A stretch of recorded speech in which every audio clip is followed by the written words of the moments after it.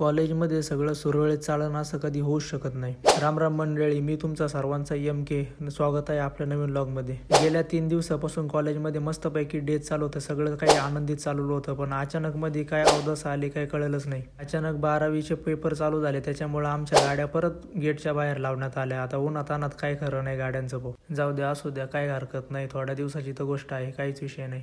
आज लेक्चरला गेल्या तर अचानक मध्ये भयानक दृश्य बघायला भेटलं. आज होतं थोरातचं सेमिनार, म्हणजे विषयच नाही. आपल्याला कळून चुकलं का आपल्याला आता मस्त कॉन्टेंट भेटणार आहे, त्याच्यामुळे काही विशेष नव्हता. लगेच आपण कॅमेरा चालू केला आणि व्हिडिओला चालू केलं, कारण इथं नॉलेज नाही पण कॉन्टेंट भरपूर भेटणार होतं, आपल्याला कळलंच होतं. मग काय थोरात पाटलांनी केलं गावरान ताटक्यामध्ये चालू त्यांचा सेमिनार. मस्तपैकी खाली बसून असं, म्हणजे काय खतरनाक विषय होता. फक्त डायरेक्ट पाटलाचा लुकच भेटत होता. भाऊचं एकतर खूप दिवसातून सेमिनार होता आणि शेवटचा मुलगा बाकी होता, त्याच्यामुळे काही विषयच नव्हता. मग त्यांनी सगळ्याची कसर काढून घेतली.